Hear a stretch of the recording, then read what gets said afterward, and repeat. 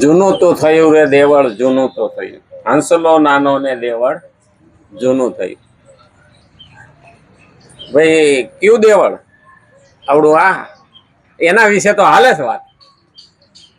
કારણ કે આ દેવળ જૂનું થાય પણ હંસલો તો કદી મોટો થતો નથી. એ તો છે એવો ને એવો છે. હંસલો નાનો ને દેવળ. હંસલો આત્મા. ખરેખર એક એક શબ્દ છે ને એના સમજવા જેવા છે. લખનારના હૃદયમાંથી નીકળેલા અને જ્ઞાનથી ભરપૂર. તો આપણે પણ સમજી દેવાનું છે કે ભાઈ મકાન તો જૂનું થાય પણ ઘણા એવું કહે ને કે મળમૂત્રથી ભરેલું. ના, અરે ભાઈ 100 કરોડનો બંગલો હોય, 200 કરોડનો બંગલો હોય, એમાં સંડાસ બાથરૂમ તો હોય જ. પણ ભાઈ તું સંડાસમાં જઈને જ ઊભો રહે કોઈ શું કરે? એનો ડ્રોઈંગ રૂમ જો બધું જ. એટલે આ દેવળ કયું છે? દેવળ હોય એટલે ભગવાનને રહેવાનું મંદિર થયું. દેવળ કહેવાય. મંદિરને દેવળ કીધું છે આપણે ગુજરાતીમાં. તો ભગવાનને રહેવાનું મંદિર થયું. તો મંદિરમાં ભગવાન રહે તો હૃદય પણ સાફ હોવું જોઈએ. ભાઈ ડ્રોઈંગ રૂમ સાફ હોવો જોઈએ અને બેડરૂમ સાફ હોવો જોઈએ. ખરેખર બધું ચોખ્ખું હોય તો ભગવાનને રહેવાનું મન થાય ને. આપણે કચરો કેટલોય હૃદયમાં ભરી રાખશું ને તો ભગવાન જ આવશે. એટલા બધા કચરામાં મારે રહેવું ક્યાં? એટલે 2 દિવસ પછી હનુમાન જયંતિ પણ છે. કાલ નહીં પરમદી છે ને? ગુરુવારની હનુમાન જયંતિ. અંજની પુત્ર પવન સુત નામ. એવું કામ કર્યું ને માનું નામ રોશન થયું. અંજની પુત્ર પવન સુત. ખરેખર ભગવાન કે ને તારા કામથી તું ઓળખા છો. અને સાથે સાથે આ પૂનમ એટલે માં બહુચરનું દિવસ ને. ત્યાં લગભગ મેળો થતો હોય છે. પ્રાગટ્ય દિવસ એટલે માં બહુચરનો પ્રાગટ્ય દિવસ. મહત્વનું ઉત્તર ગુજરાતમાં સ્થાન કોઈ હોય તો ભગવતી, એક અંબાજી અને એક બહુચર. આ બે ખરેખર આ પીઠ છે. પણ જેને જેવી શ્રદ્ધા હોય ને તો અહીં બેઠા પણ બહુચર આવે છે. અને એને એવું કામ કર્યું છે, મોટું નામ છે બહુચરી ગઈ. મોગલોના પેટમાં જો કુકડા બોલાવ્યા હોય તો જેવી તેવી તો ના જ હોય. પણ આપણે અંધશ્રદ્ધામાં વયા જઈએ છીએ, શ્રદ્ધામાં રહેતા નથી. નહીતર કોઈથી આઘી નથી. એટલે આપણે તો એક તહેવારમાં 2-3 તહેવાર ઉજવીએ છીએ. અને એટલે આ દિવસને પણ યાદ કરવાનો છે. અને હનુમાન જયંતિ જાય પછી તો અખાત્રીજ આવશે.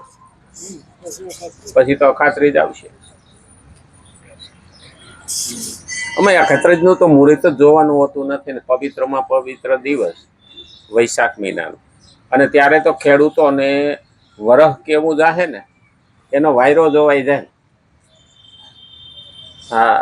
એ પાછા સવારમાં 4 વાગે ધૂણો ધખાવીને ભાગોળે બેસતા. વાયરો કઈ બાજુથી છે, જેમનો પવન ફરે ને એ પ્રમાણે વરહ નક્કી થાય. હોળાની છે, બારાની છે, દહાની છે, કાંઠાની છે, કેવું વરહ થાય. હવે આનીમાં તો અટાણે કોઈને ખબર પડતી નથી. આપણે બધા આનો વાપરેલા હો. અમે જોયેલા. પેલી ઢબુડી ને આનો દોઢિયું ને એ કાણાવાળો પૈસો ને. હવે અટાણવાળા એ તો હવે જોયા નહીં હોય. અમુક આમાં બેઠા છે એની વાયપરા નહીં હોય પણ જોયા તો હોય છે. પણ આપણે એ ઉંમરના છીએ કે આપણે એમાં બધામાંથી પસાર થયા. આપણે તો બધામાંથી ઓમય પસાર થયા. હુલડમાંથી પસાર થયા, દુકાળમાંથી પસાર થયા, અને ધરતીકંપમાંથી પસાર થયા, અને લડાઈમાંથી પસાર થયા. આ જીવનમાં આપણે બધું જોઈ લીધું. અને છેલ્લે બાકી રહેતો તો કોગળિયાને બદલે કોરોના આવ્યો. આપણી પહેલાની પેઢી હતી એને કોગળિયું જોયું. ભગવાન કે તું બધો અનુભવ લઈ લે એટલે તને વાંધો આવે નહીં. કારણ કે કોગળિયું આવ્યું ને તઈ દવા ન જડી. અને આવ્યું એવું ઉયું ગયું બોલો વાવાઝોડાની કેટલાય લેતું ગયું. અને આ કોરોના આવ્યો એની દવા ન જડી, દવા નહોતી અને આવ્યો અને ક્યાં વયો ગયો ખબર પડી નહીં. પછી તો ખાલી અફવાનું હાલે. અટાણે પડીકા બહુ હાલે. ઘડીક થાય તો હા કે ગેસ નહીં મળે ને, ઘડીક થાય તો પેટ્રોલ નહીં મળે ને, આ બધા પડીકા જ કહેવાય. આમ તો આપણે અમદાવાદમાં ધમાલ થાય ને ત્યારે નથી કહેતા અફવાને શું કહેતા, એલા પડીકું આવ્યું કે આમથી. એમાં કઈ હોય નહીં. અને અટાણે તો વિરોધ પક્ષ વાળા બહુ પડીકા છોડવાની વાત કરી. અને પછી મારા બેટા અમુક તો 1000 લીટરની પાણીની ટાંકી ટ્રેક્ટરમાં મૂકીને પેટ્રોલ ભરી ગયા યુપીમાં. જાણે કેમ 5 વર્ષ સુધી દુકાળ પડવાનો હોય. અને પછી યોગીની પોલીસ પૂગી તે 36,000 લીટર બધે બાજુથી પેટ્રોલ ને ડીઝલ પકડ્યું. ભરીને મેલ દીધા હતા કેરબાના ટાંકીઓ ભરીને મેલ દીધી. બહુ જેને મળવાનું જ ન હોય. હવે એ તો પેટ્રોલ તો ગયું, ઉપરથી માથે કેસ થયા. હંગરો કીધો ને, એસમાં લગાડેલો છે કાયદો કે જરૂર કરતા વધારે તમે ભરો તો શું થાય, બીજી પબ્લિકને જે મળવાનું હોય એ ના મળે. તો એને તો બે બાજુનો ફટકો પીડ્યો. હવે તો લેવા જાય ને તોય શંકાથી જોવે. અને જે પેટ્રોલ પંપ વાળાએ ટાંકી ભરી દીધી હતી 1000 લીટરથી, એને ત્યાં સીલ મારી દીધું. હવે એના આ તો કાયમ માટે ધંધો બંધ થઈ ગયો, રદ થઈ જાય લાયસન્સ. હવે લાયસન્સ ના હોય તો વેચી ન હોય. હું તો કહું કામને ભાઈ લોકોને હેરાન કરો છો, કારણ કે ખોટો અછત ઊભી કરી હતી. અને ખબર છે કે ભારતમાં તો મેઠા જેવી વસ્તુમાં જ જો લોકો રાઈતે ધોળીને ભાગતા હોય લેતા હોય તો પેટ્રોલ હાટું દોડવાના છે તો અફવા ફેલાવે અને ઘેટાના ટોળા ઉપડે, લાઈનમાં લાગી જાય. બાકી ક્યાંય ખૂટે એમ નથી. બધાયના જહાજ હોર્મોઝમાં રોકાયેલા છે. એક ભારતના જ આવ્યા કરે બબે કાલે 2 આવ્યા. 94,000 ટન ગેસ આવ્યો કાલે. અને નાઇજીરિયા વાળા કારણ કે આફ્રિકા એ આપણા સંબંધો સારા છે એટલે એને 50,000 ટન ગેસ ભરીને ત્યાંથી રવાના કરી દીધી. તો રશિયા વાળાએ કીધું કે અમે ગેસ દેવું. એટલે અહીંયા ગેસ પછી નાખીએ ક્યાં લોકો. હવે કે બાબા ભરીને મૂકશે ને તો ગેસ વધી પડશે. પણ આ તો શું છે, ખોટો દાણ ચોરી થાય. અહીંથી ગેસ બાંગ્લાદેશમાં મિયાભાઈ નહીં એટલે સરહદ ઉપરથી આપણે કરે એટલે એ ધ્યાન રાખવું પડે કે ત્યાં તો મળતું નથી. એટલે દાણ ચોરી થાય ને અહીંયા ગેસ ઘટે તોય શ્રીલંકા વાળાને આપણે ડીઝલ ને પેટ્રોલ આપ્યું. આપણે ત્યાં એટલું બધું પેટ્રોલ છે કારણ કે રશિયા વાળાના 7 જહાજ આપણે વાળી લીધા હતા. ચીનમાં જતા હતા તે રશિયા વાળા રાષ્ટ્રપતિએ પૂછ્યું મોદીને કે એ બાજુ અમારે જહાજ આવે, તમારે કઈ જરૂર છે તો કે હાથે મોકલી દો ને. રશિયા ચીનમાં ન ગયા ને અહીં મોકલી દીધા. હજી તો ઊભા છે કાંઠે. એટલે આપણને કોઈ અછત પડવાની નથી. પણ આપણે પેલા શું છે કે 60 વર્ષ કોંગ્રેસ રાજ કરી ગઈ ને એટલે અછતમાં જીવેલા ને એટલે આપણા મગજમાં ઘૂસી ગયેલું. દૂધનો દાજેલો પછી સાય ફૂકી નહીં પીએ એટલે આ એવું થઈ ગયું છે. એટલે આપણે શું છે કાયમથી બીતા એને બી ગાળી દીધી હતી. કઈ નહીં મળે, આ નહીં મળે, તે નહીં મળે. અલે ભાઈ એ જયારે ચોખાનું ઉત્પાદન થાય તે બહાર વેચી નાખતા હતા અને પછી ભારતમાં ઘટે એટલે બહારથી મગાવતા હતા. તો એવું હું કેમ કરું ભાઈ, અહીંયા સંગ્રહ કરો ને. અત્યારે આપણી પાસે અનાજ 2 વર્ષ નથી ખૂટે. 2 વર્ષ યુદ્ધ હાલે ને તો પણ આખો દેશ સતત ખાય તો પણ ખૂટે એમ નથી. આટલો સ્ટોક કરી નાખ્યો. તો એટલો દાળનો સ્ટોક છે, એટલો ચોખાનો સ્ટોક છે, એટલો અનાજનો સ્ટોક. પણ છતાં અફવા ફેલાવા વાળા ફેલાવ્યા કરે છે. એને મજા આવે. પાછા એર કન્ડિશન રૂમમાં બેઠા ટીવી જો મારા બેટા દોડે ને ઘેટા થોડા એ પાછા દાંત કાઢ્યો. એને દોડાવે આપણને અને આપણે દોડીએ. પેલું યાદ રાખવાનું, સત્ય વસ્તુની ચકાસણી કર્યા વિના ક્યારેય આગળ વધવું નહીં. પૂરેપૂરું ચકાસી લેવું. અમે ભણતા ને ત્યારે સાયકલ લઈને ફિલ્મ જોવાય.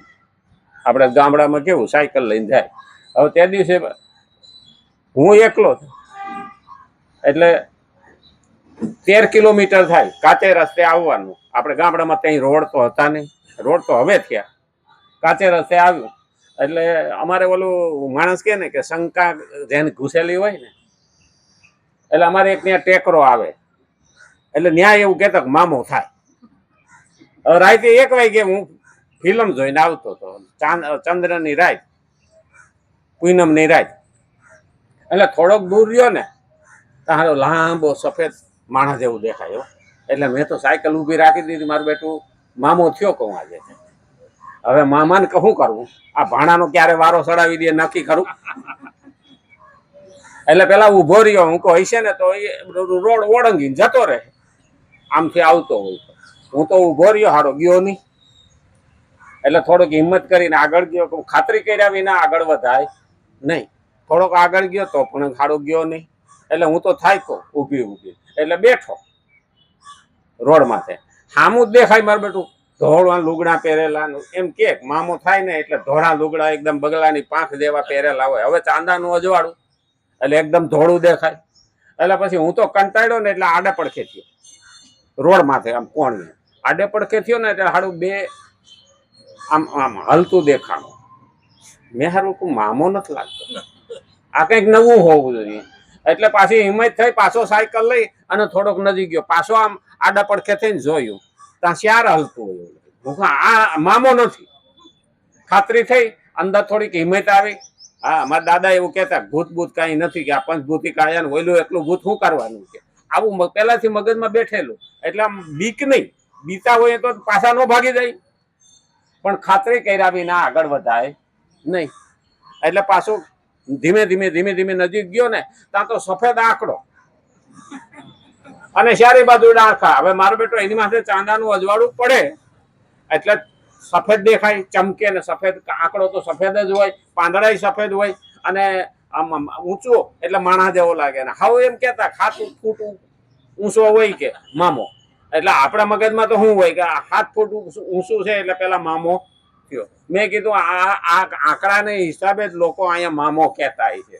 એટલે પેલું કામ સાયકલ ઘોડી ઉપર ચડાવી અને એક ડાળી કરીને આખો મૂળમાંથી આંકડો તોડી નાખ્યો રોડને કાંઠેથી.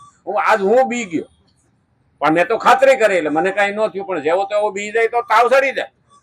એટલે ખાતરી કર્યા વિના આગળ વધાય નહીં, અફવા ઉપર ધ્યાન અપાય નહીં. આ પેલું યાદ રાખવાનું. એટલે કીધું છે કે જ્ઞાન હોવું જરૂરી છે. ભૂત કઈ હોતું નથી. એ ભૂત જેવા તો આપણે જ છીએ. આ 5 ભૂતિ કાયામાં એકલું શું કરી લેવાનું? હા, અને આપણાથી જો હારા બી ગયા હોય, ભગવાન બીતો હોય, માણા બનાવ્યા પછી એની હાથ ધોઈ નાખ્યા કે આ રવાડે ન સડાય. હા, તો પછી એ એકલું બિસાડું ભૂત શું કરવાનું? એટલે પહેલું સમજી લેવાનું, સર્વભૂત હિતેરતા આવો શબ્દ ભગવદ્ ગીતામાં આવે છે. એ ભૂત એટલે દરેક જીવ, આત્મા, દરેકના અંદર આત્મા છે, એને ભૂત કહ્યો. અને આપણે બોલા ભૂતને રવાડે ચડી ગયા. એટલા માટે શ્રીમદ ભગવદ્ ગીતા 3જો અધ્યાય અને 30મો શ્લોક આપણે જોઈએ છીએ. હકીકતમાં ચાહે પ્રકૃતિને અર્પણ કરી દો અને ચાહે ભગવાનને અર્પણ કરી દો, કંઈ પણ કર્તૃત્વ, કર્તવ્ય અને કર્મ ભગવાનને અર્પણ કરી દો, ત્રણેયનું એક જ પરિણામ થશે. કેમ કે સંસાર પ્રકૃતિનું કાર્ય છે. સંસાર એ પ્રકૃતિનું કાર્ય છે અને ભગવાન પ્રકૃતિના સ્વામી છે. મયા અધ્યક્ષેણ પ્રકૃતિ, ભગવાન આવું કહે છે ભગવદ્ ગીતામાં. એટલે પ્રકૃતિના સ્વામી છે. સ્વામી એટલે એનો પતિ, ઉપરી, બોસ. આપણે ત્યાં તો પેલા ધણીને સ્વામી કહેતા અને ભગવાનને પણ સ્વામી કહેતા. નારાયણને આપણે શું કહીએ? સ્વામી. નારાયણ મારો સ્વામી, બીજો કોઈ નહીં. હવે એને ઊંધું કરી નાખો. આ ભક્તિનું સ્ટેજ આવી ગયું ને, નારાયણ મારો સ્વામી, એને ઊંધું કરો તો સ્વામી ના. એટલે પેલું યાદ રાખો. એ હવે સંપ્રદાય બનાવી દીધો, નહીતર એક ભક્તિની ટોચ છે. હકીકતમાં એ કક્ષાએ જે માણસ પહોંચ્યો એને એક જ શબ્દ નક્કી કર્યો કે મારો સ્વામી જ નારાયણ, બીજો કોઈ નહીં. અહીંયા પણ આ જ કીધું છે કે પ્રકૃતિના ભગવાન સ્વામી છે. હવે પ્રકૃતિમાં તમોગુણ, રજોગુણ ને સત્વગુણ, આ ત્રણને પ્રકૃતિ કહી. સ્વભાવ ને પ્રકૃતિ કહીને આ દુનિયામાં દેખાય એને પ્રકૃતિ, એ ત્રણેયના સ્વામી ભગવાન છે. હવે આમાં ભગવાન બેહાડ્યો હોય ને તો પ્રેમની ભાષાની, અને પ્રકૃતિ એટલે ગુણો, સત્વગુણ, રજોગુણ ને તમોગુણ. તો આપણે ભગવાનને શું કહીએ? નિર્ગુણ. અને એની આકાર કોઈ પણ લઈ શકે એટલે નિરાકાર. આપણે ભગવાનના પહેલા શબ્દ નિર્ગુણ નિરાકાર એટલે પ્રકૃતિના સ્વામી થયા. એ પ્રકૃતિના ગુણોથી ઉપર છે. અને ત્રીજું આ જે દુનિયામાં બધું દેખાય છે એના સ્વામી પણ ભગવાન